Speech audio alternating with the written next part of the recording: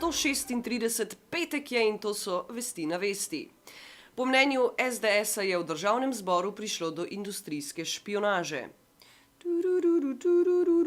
Paste se. Pred komisijo, ki preiskuje nakup oklepnikov Patria, je kot sodni izvedenec nastopil Ivan Prebil.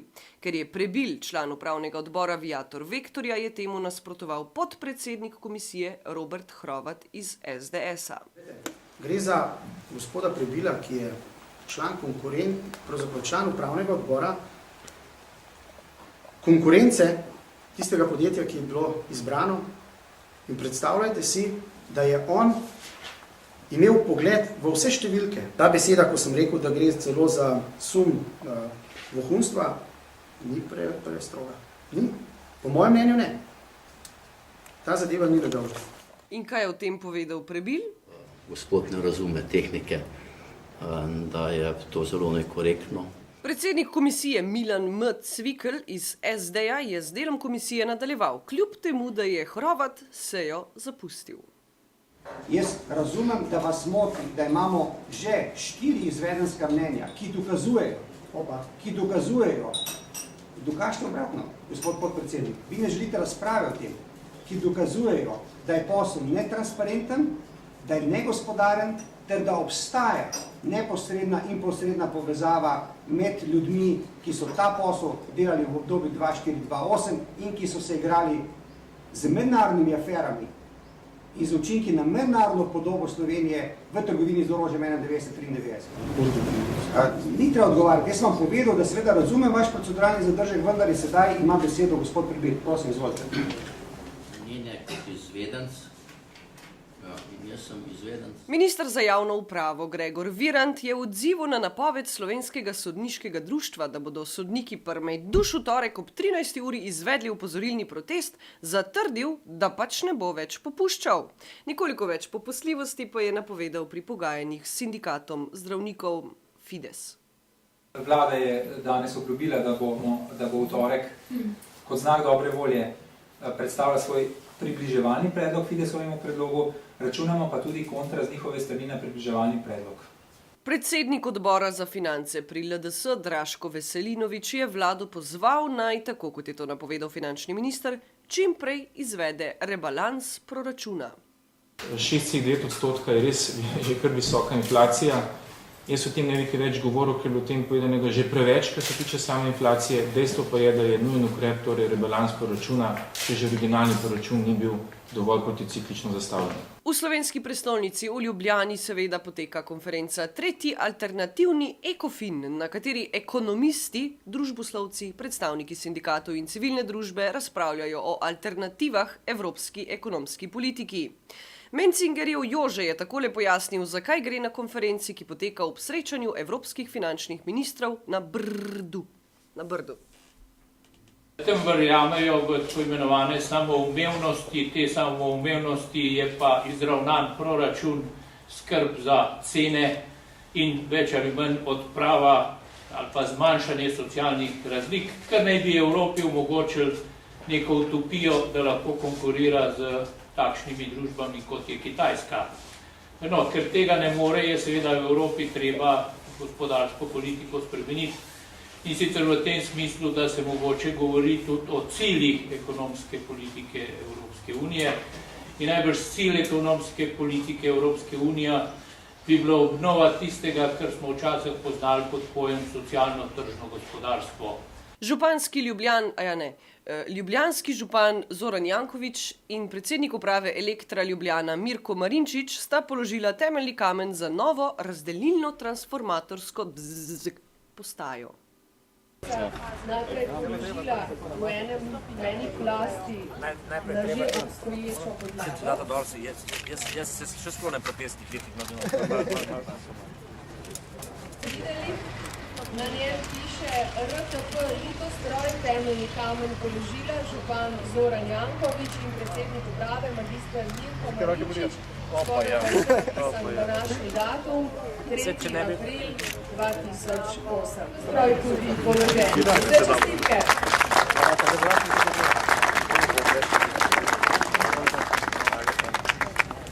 Dovolite, da skupaj nazdravimo.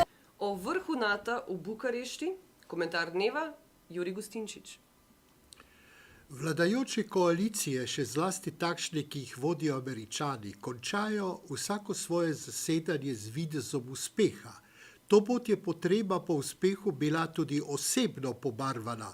Ameriški predsednik ima pred odhodom iz Bele hiše le še nekaj mesecev.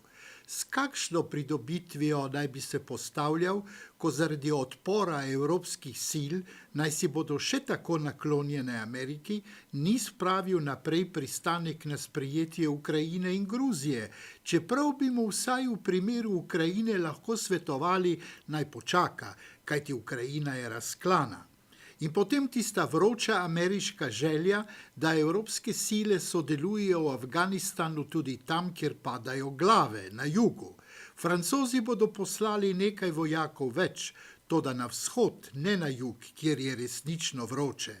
Na sestankih NATO so se vedno natihoma razhajala mnenja, vendar še nikoli tako očitno. Lahko rečemo, da Atlantska zveza iz svojega otroštva ali vsaj mladosti prehaja v srednja leta in ta bodo drugačna, kot smo si jih optimistično predstavljali, ko so tudi nas sprejeli. Takrat je del slovenske javnosti moral biti šele prepričan, da je zavezništvo nekaj popolnoma trdnega. No, na koncu smo bili nekako prepričani. Ali smo še? Zdaj je seveda vseeno.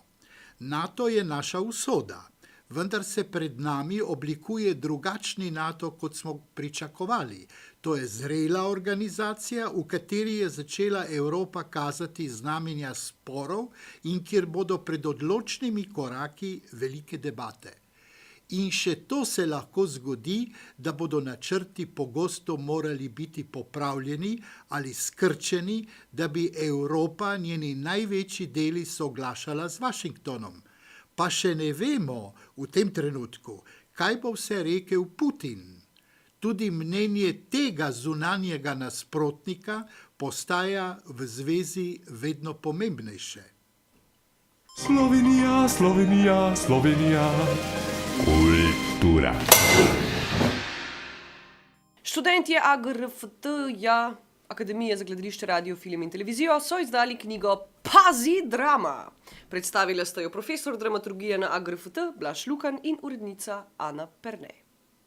V pregledu sodelujejo tudi nekateri bivši študenti AGRFT-ja, tudi sama sem bivša študentka dramaturgije, umetniška vodja pregleja, Simona Semenič je prav tako bivša študentka dramaturgije.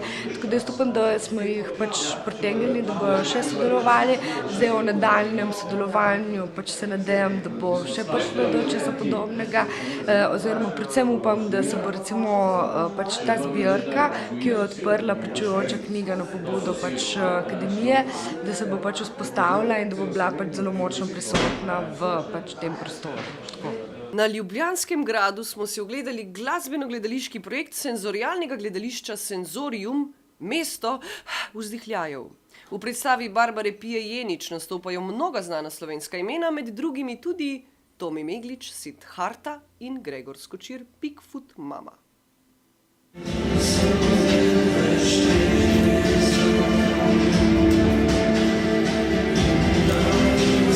Dame in gospodje, izkusili ste naše mesto vzdihljajev. Upam vam, da vam je bilo všeč in da vam je bilo lepo. A je skuhal črt kaj za jest? Ja, še ni zastrupljeno.